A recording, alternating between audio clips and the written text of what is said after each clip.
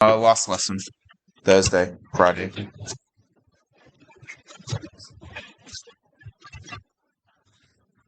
Oh dear. Okay, let's roll. So, last lesson, guys, we looked at. Thank you. Shh. Last lesson, we just looked at some basic probability stuff, all revision of Year 9 stuff. We looked at some harder stuff where you got to be really thinking about your available options compared to your total area. So today we're going to talk about the addition rule. Does anyone remember the addition rule with probability? Yeah, the probability together. Pretty much it. So if we scroll down, this is my rule. The probability of A or B is the probability of A plus the probability of B, but this is the bit you might not have done before, minus the overlap. So if we think of, I know I'm skipping a question here, but I'll show you why. If you think of probability of A, probability of B, if we want both of them to happen, we want to have the entire circle of A as well as the entire circle of B. And you can probably see in there, A and B is counted twice. It's counted once in the A bit, it's counted again in the B bit. So if we want to find the probability of either happening, we only want it once, not twice. Anyway, in a class of 15 students, 8 play tennis, 4 play no sport.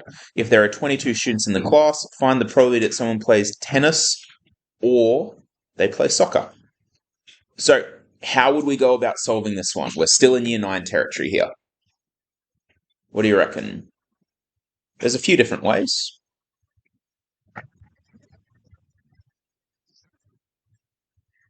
Just work it out. How would we go about that? What methods might we employ? What have we done in Year 9 with probability? What kind of things did we use to solve stuff? I did a Year 9 lesson just then. We were doing tree diagrams. Remember tree diagrams? Yeah. We won't use tree diagrams here, though, because that's not this kind of question. 40 something. 43. Probably Venn diagrams or two-way tables is the easiest. Let's say Venn diagram. Actually, no, I'm feeling a two-way table today. Sometimes you got to go with your heart. So I'm going to say plays tennis, no tennis, and then plays soccer or no soccer. And then we have our total. In a class of 15 students, where am I going to put the 15? The double total. 15. 8 play tennis. Where's that going to go? Sorry? Total tennis, yep. 4 play no sport. Where's that going to go?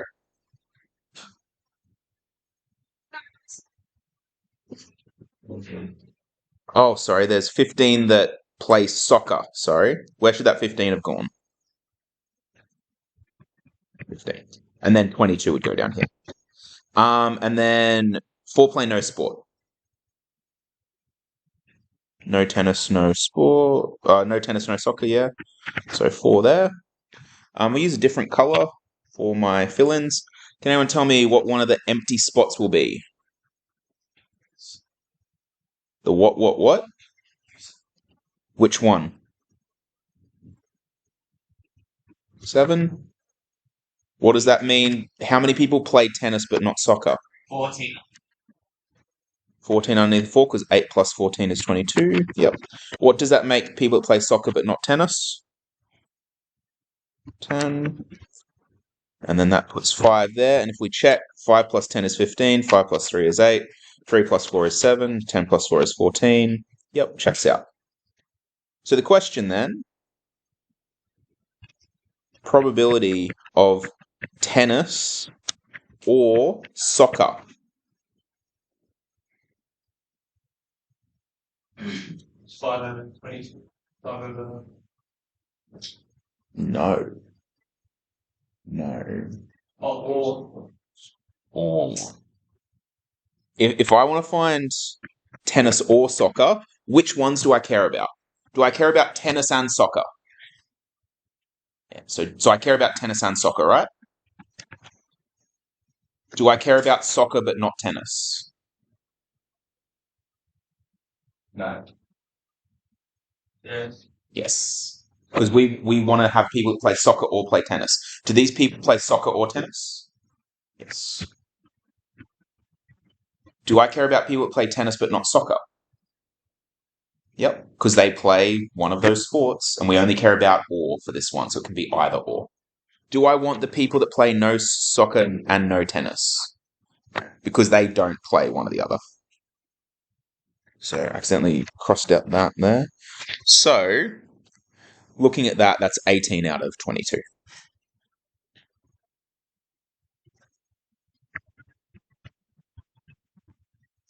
Which is, I don't care about finding that as percentage because we're in methods. We're above such petty things as calculations. Okay. With that being said, my heart was telling me a two-way table. Are we happy with using a two-way table to solve that? Let's try a Venn diagram, and we might, I've already talked, we're going to end up counting the middle twice. The other way we could have done that.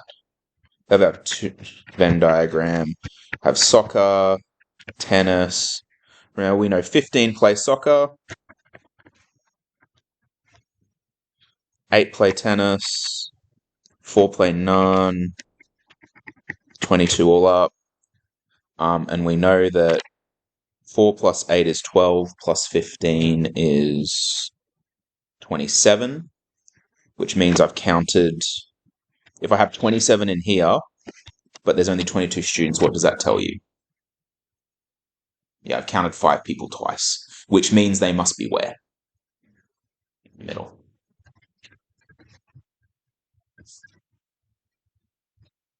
Does that information exactly match the two-way table? Yes. And you could do the exact same calculations there. Up to you how you wanted to do something like that. But the important thing is the people in the middle here. If you just said, well, 8 people play tennis, 15 play soccer, 8 plus 15 is 23, you would have got 23 out of 22 as people playing soccer or tennis, which wouldn't be right. So you have to account for those people that might do both before you can solve. And that takes us really nicely to our rule. The probability of A or B is just the probability of A plus the probability of B minus any overlap. So the reason we minus away the overlap is because it will be counted twice, and we only want it to be counted once. Can anyone remind me, how do we find the probability of A and B?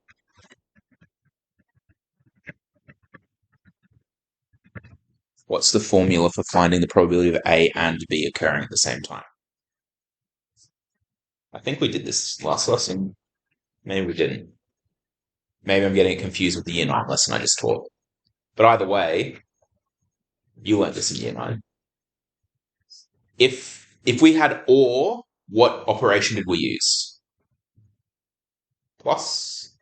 So for and, what operation might we use? Union and Probability of A and B is the probability of A times the probability of B.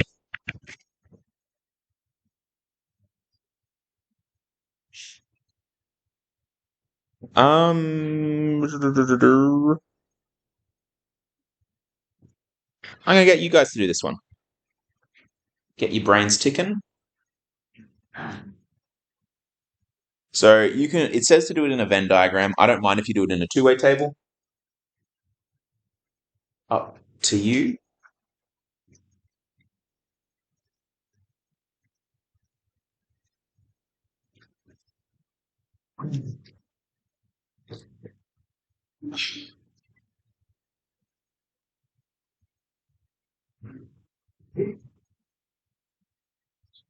I think we have a skill of best friends. We're not rich.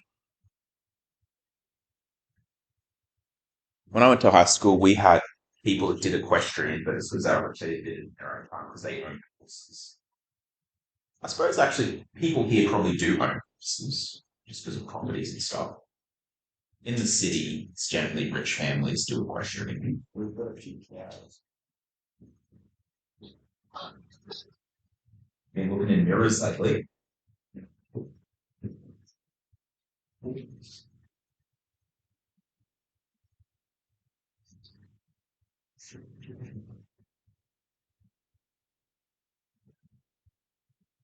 Very cranky. A teacher has been giving away my flashcards. I have to go and get angry at them, being like, those aren't yours to give away. But would anyone like them for this new rule that we're doing? They're go to action. That won't look good for my continued employment, unfortunately.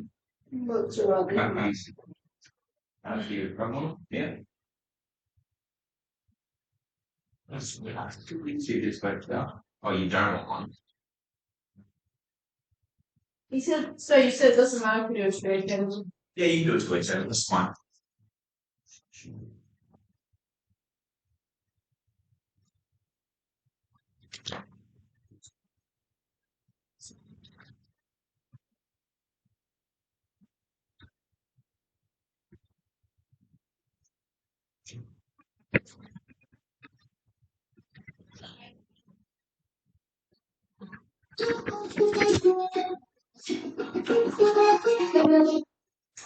See, Chief Scott speaking.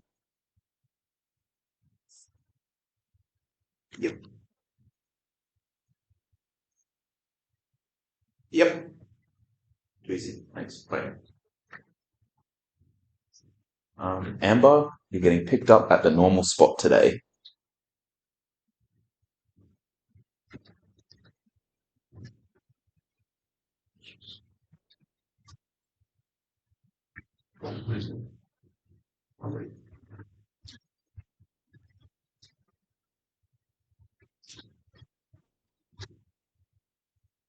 This three is well. Can do neither.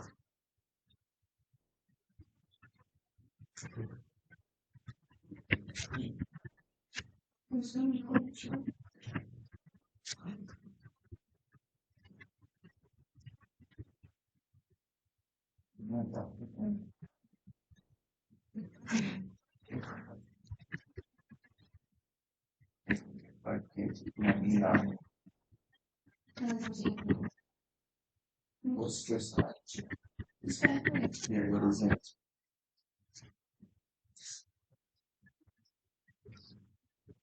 So add a few things to give you.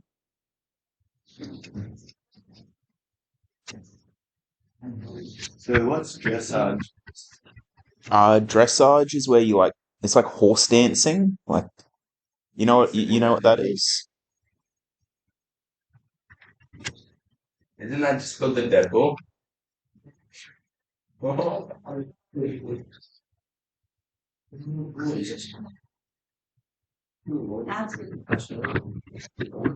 Yeah, it's a good one. And then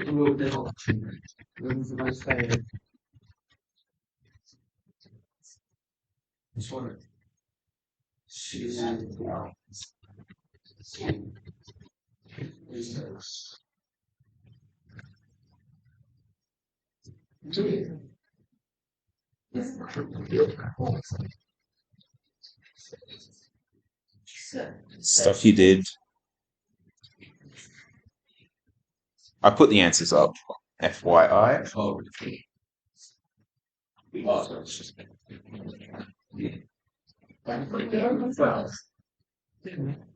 Very good. Both. So, science exponent, dressage and practice.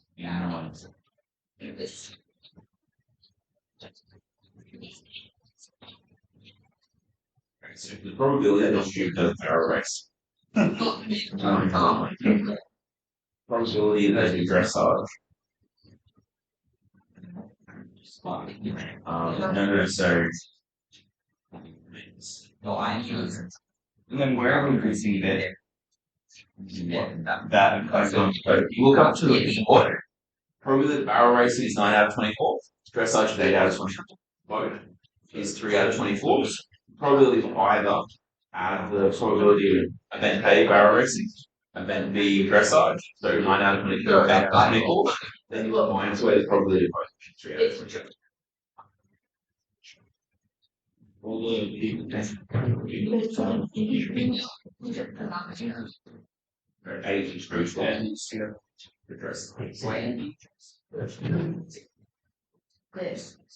So this is dressage and barrel race. That is dressage and no barrel racing. So the total now.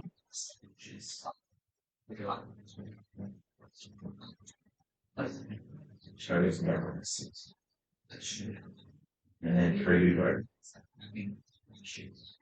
So then you can figure out what's going to be 5. That's 6, yeah. So you figure out what's goes from there. Okay. I want to keep moving, guys. So, or do we need another minute? Yeah. Another minute? Okay. Well, while you guys do that, I will update the roll for the people that came late. So, I don't need to see it. Restart that. Okay. 9 over 24. 9 plus 8 minus 3. All over 24. But 8 plus 3. Minus 3. Okay. So, this is where we're going to leave the realm of Year 9 maths behind, and we're coming straight into Year 11 methods.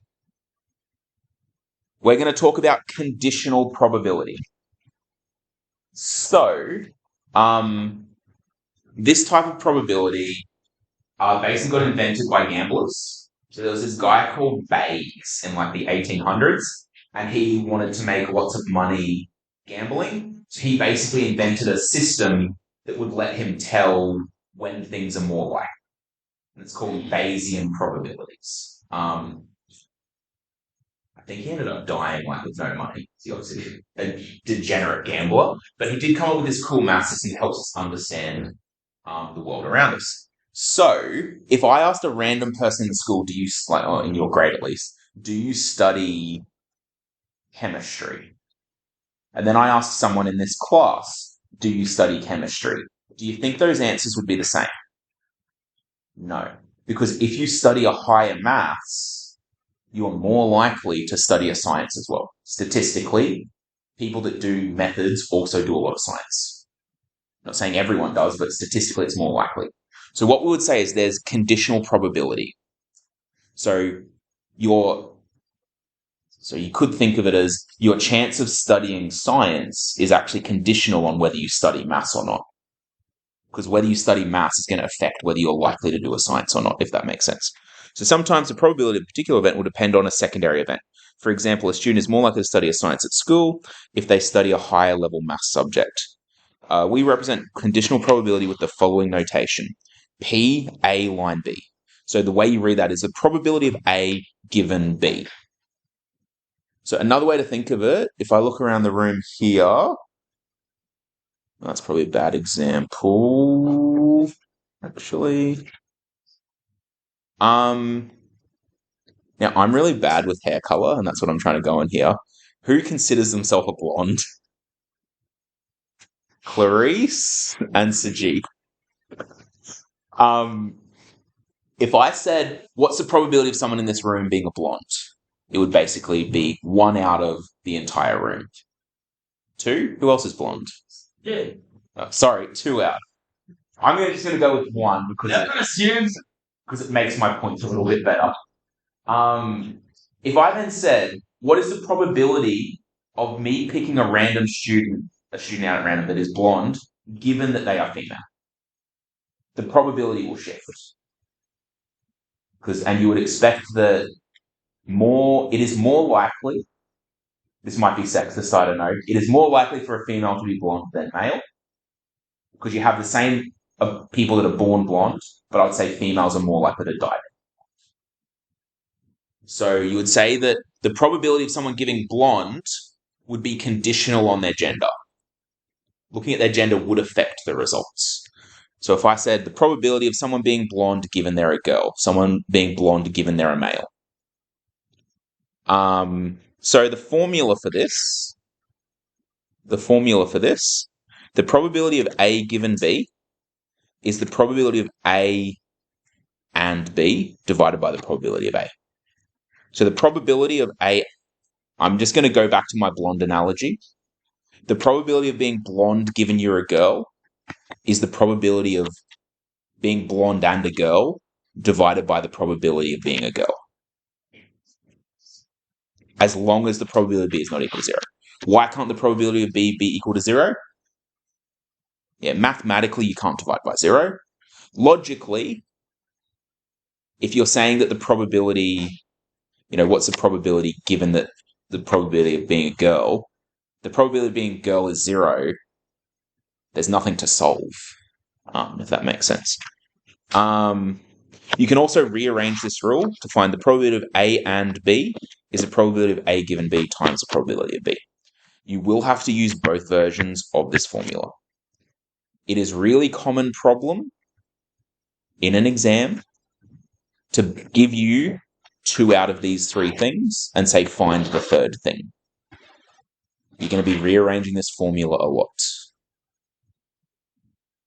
The language of, this is why I started with the notation, guys, because the language of A and B, A given B, you need to have that really straight in your head, because when you're reading a question, you need to know, what is this saying to me when it says, whatever it's saying. So let's have a look at this one and see how we go.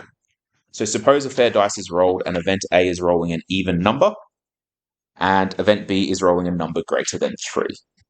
So I'm just going to set out my sets here so A is, what's my sample space for A?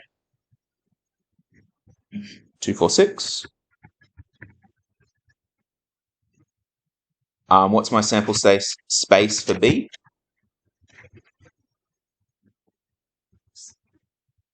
4, 5, 6. Now, it is asking me to find the probability of A given B. Would someone like to have a go at putting this into terms that the question is using? Instead of A and B, who thinks they could say that in terms of what the events actually are? Anyone? Even numbers. Right. So probability. The probability of what given what?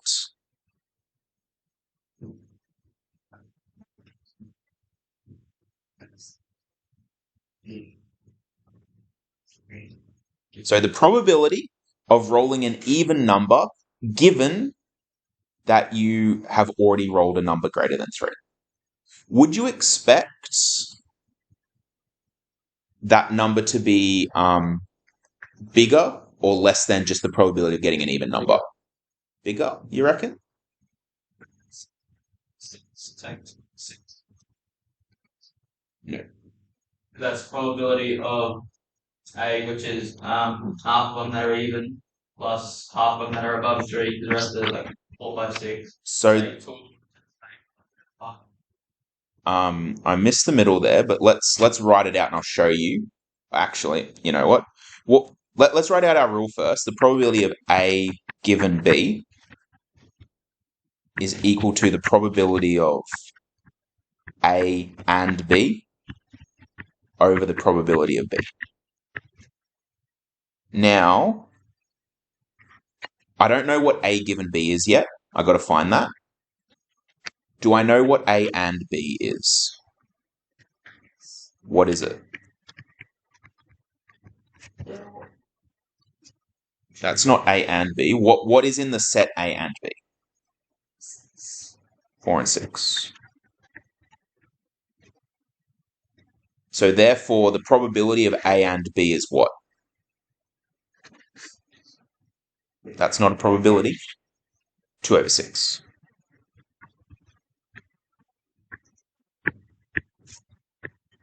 And what's the probability of B? 3 out of 6. Now, because I like to get you guys to practice this, let's rearrange this. How could I do a fraction divided by a fraction? Nah, we hate decimals in this class. Decimals kicked my dog one time. I've kicked your dog. He's dead. Decimals got to him. Sorry? Yeah, we'll flip the second one. When we flip the second one, what do we also have to do? Flip the sign. So instead of divide, it becomes times. That would be 2 over 6 times 6 over 3. Multiply top, multiply bottom. You get 2 times 6 over 6 times 3. I'm just going to cancel those 2/3. So Ryland was correct. Our probability goes up. Will the probability necessarily always go up? Yeah. Depends on what the restriction is. In this one, it went up because are there more even numbers greater than 3 or less than 3? Right. Greater than 3, you got 4 and 6. Less than 3, you've only got 2. Make sense, guys? I'm hoping so. Questions before we move on to the next one? No? Okay. So in an experiment, it was found that the probability of A is 0.3. So we're back to decimals now. So we hated them. I thought they I do. I thought they do. They did. They did. But I'm going to put it aside for the minute. bring up them. Yeah. My dog would want me to be a better person and, try and learn to love decimals again. So we have the probability of A is 3, probability of B is 0.6, and the probability of B given A is 0.1. So we know my rule is... Now, can anyone see the trick, by the way, that I put into this rule? That's not the trick. BA. I've done BA, B given A, not A given B, which is the opposite to what the rule is. So we know that we have the probability of B given A. What will that be equal to? The probability of A. B. that is if it was B and A over A. Now, looking at our little rule, do we have everything we need? Do we have everything we need? Do we know the probability of B given A? Do we? No, so that's a question mark. Oh, wait, hold up. No, it's not. Yeah, we've got 0.1. 0.1 equals. Do I know the probability of... It is 0.1. Do we know the probability of B and A? No. By the way, I've written B and A. Is there any difference between B and A and B? No. Is there a difference between B given A and then A given B? Yes. It's frustrating that some of the things the order matters, some of them it doesn't. For the and, because all we're doing is multiplying the probabilities together, the order doesn't matter. But for this one, it depends on what we're dividing by, so it does matter. So we haven't been given B and A. Is there a way we can find it?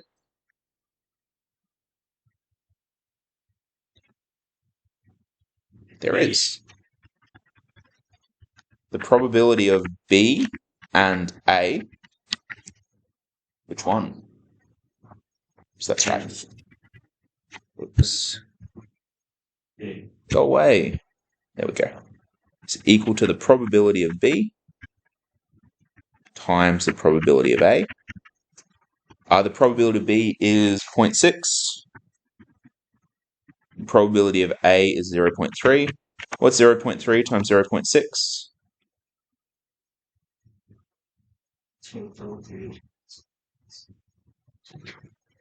What's 3 times 6? 18. So what's 0.6 times 0.3? No. 0. Wait, no, hold up. No, you were right. You were right. I was being silly. You're right, that. I know. It's a curse. It's a curse. 0.18. 1.8. Okay, think of it this way. Multiplying is putting things into groups. If I have 0.3s, well, I have two numbers that are less than 1, right? Is there a way that I can multiply those together where I'm ever going to get a number bigger than 1? Yeah. Think of it this way. If I did 6 times 8, 6 times 3, sorry. Don't write this down. 6 times 3 would be 18. 6 times 0.3 would be 1.8. 0.6 times 0.3 would be 0.18. Like I said, guys, I'm doing this at the moment like it was a tech-free problem.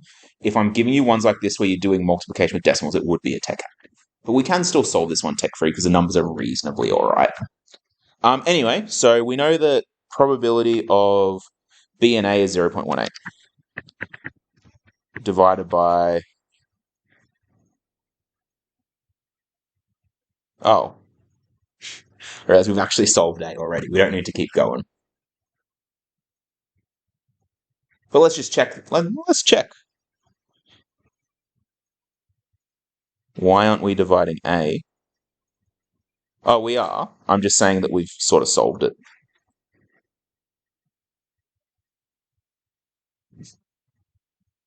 Oh, okay. I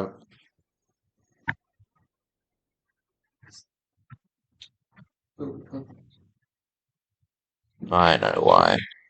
Let's solve it using the rule. The way I just did it, guys, I've had a moment of clarity is wrong. Because that way only works if the events are independent, which means one has no bearing on the other. But that is not the case in conditional probability. One is dependent on the other. So that's why what I just did is wrong. My bad. It's been a long day. And we know the probability of A is 0.3. Yeah, just put one through it. We'll solve it this way. How will I then solve for probability of B and A? What will I do? What will I do? Using out my formula, how can I get the probability of B and A? Rearrange it. How am I going to rearrange it? What am I going to do mathematically? By? What number do you want me to times by? Not 0.1? 0.3, because I want to get this by itself, the B and A. Now here's a question for you. What is 0.1 times 0.3? 0.03.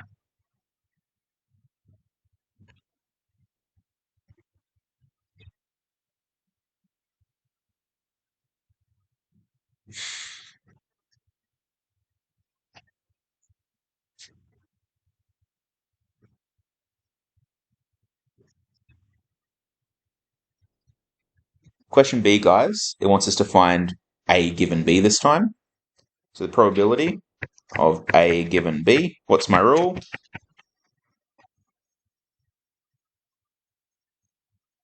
Probability of A and B. Probability of A and B divided by probability of B. I don't know A and B. Do I know A and B? Sorry, I don't know A given B. Do I know A and B? Yeah, I figured it out last question. And do I know probability of B? Yes, no, maybe so. Yep. Question gave it to us, yeah. So that means instead of probability of A and B, what number are we using? 0.03 divided by 0.6. You can do this manually, or let's do it with a calculator. What's 0.03 divided by 0.06? By the way, is my number going to get bigger or smaller? Bigger. So when you times two decimals together, they get smaller. When you divide, flips, goes the other way. Someone do that in their calculator for us?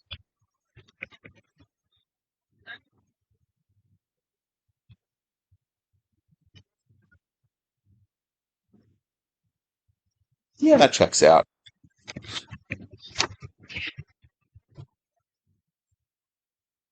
So 5%.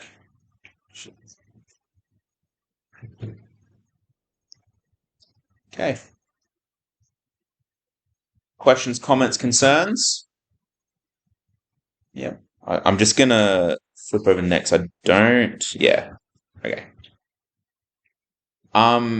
I think, guys, before I move on with new content, I'm actually going to get you to try a couple out of your textbook just to make sure we're all on the same page.